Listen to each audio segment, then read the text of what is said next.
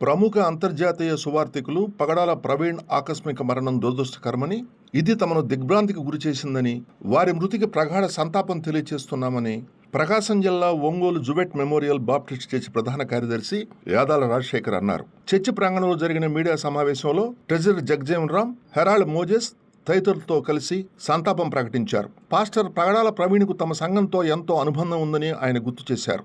గతంలో క్రిస్మస్ సందర్భంగా అనేక సందర్భాల్లో ప్రవీణ్ ఒంగోలు జేఎంబీ చర్చిలో ప్రసంగించారని గుర్తు చేశారు.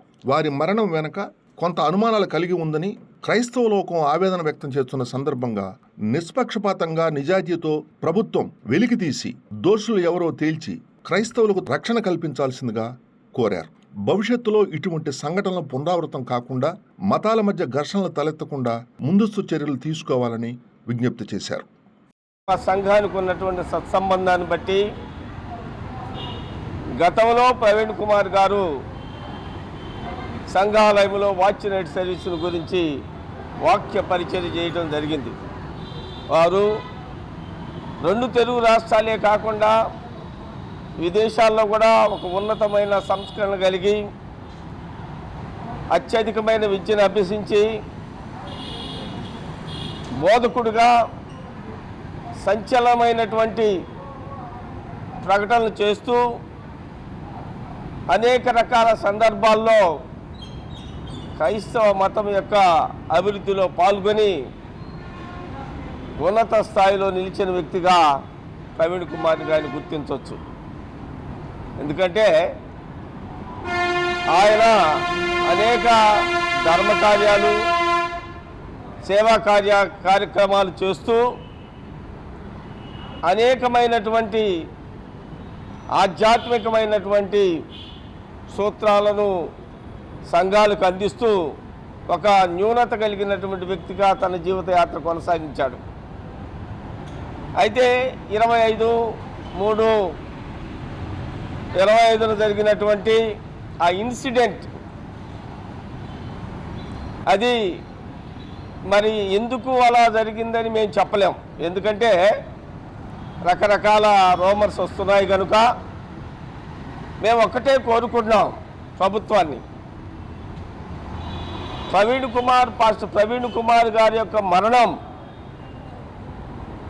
వాస్తవికమైనటువంటి దృక్పథంతో పరిశీలన చేసి ఒకవేళ యాక్సిడెంట్ అయితే చేయగలిగేది ఏమి ఉండదు, అదే యాక్సిడెంట్ కాకుండా వేరే రూపంలో కానీ ఉన్నట్లయితే క్రైస్తవ ప్రజా సంఘాలలో అనేకమైన అలజడులు ఉన్నాయి కనుక వాటిని నివృత్తి చేసుకొని వాటిని సద్దుమణుచుకోవాలంటే ప్రభుత్వం చిత్తశుద్ధితో ఆ కార్యం మీద లేకపోతే ఆ మరణం మీద విచారణ చేపట్టి వాస్తవిక పరిస్థితులను ప్రజలకు అందించినట్లయితే అది ఏదైనా సరే పోస్టుమార్టం రిపోర్ట్ వచ్చిన తర్వాత అది ఏ విధంగా జరిగింది, యాక్సిడెంట్గా జరిగిందా లేకపోతే ఇంకొక రకంగా జరిగిందని చెప్పడానికి ప్రభుత్వం చిత్తశుద్ధితోటి ఇన్వెస్టిగేషన్ చేసి ప్రజలకు ఆ వార్తను అందించాలి. అప్పుడే ప్రజలు శాంతిస్తారని నా ఉద్దేశం. ఎందుకంటే ఇటీవల మీడియాలో చూసాం, రాజమండ్రి ఆ ప్రాంతంలో క్రైస్తవ సంఘాలు వారు చేస్తున్నటువంటి ఆందోళన. అలాంటి పరిస్థితులు ఉండకూడదనేదే మా కోరిక క్రైస్తవుల్లో.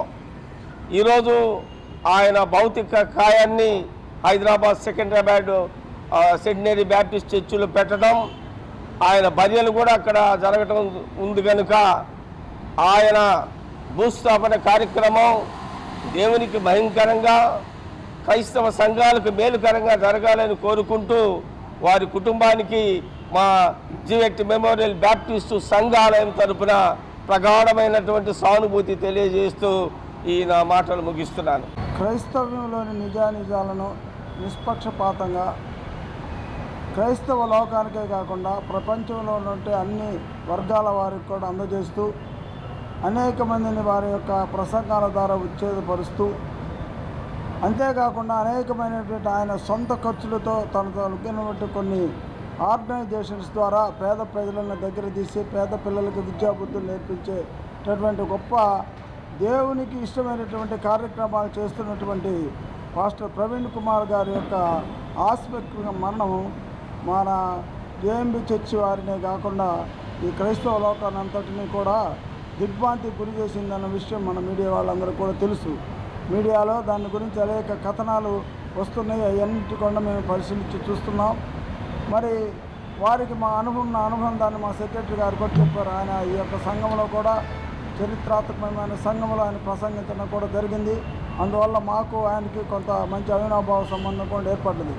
ఇలాంటి పరిస్థితులలో ఆయన ఆకస్మికంగా మరణించడం అనేది చాలా విచారకరమైన విషయం. మరి అది దేవుని చిత్తంలో ఏమై ఉంటుందో మాకైతే తెలియదు. కానీ ఆయన యొక్క మరణం మీద మటుకు అనేక అనుమానాలు క్రైస్తవ లోకము ప్రజలు సానుభూతి పనులు వ్యక్తం చేస్తున్నారు.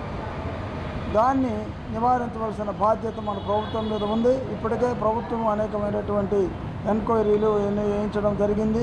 నిష్పక్షపాతంగా పోస్ట్ మార్టం రిపోర్టులని తయారు చేయడం, వాటిని గురించి ఎస్పీ గారు కూడా, గోదావరి జిల్లా ఎస్పీ గారు కూడా మంచి స్టేట్మెంట్ ఇచ్చాడు. ఈరోజు ప్రతి ఒక్క అంశాన్ని మేము నిశ్చితంగా పరిశీలిస్తున్నామని.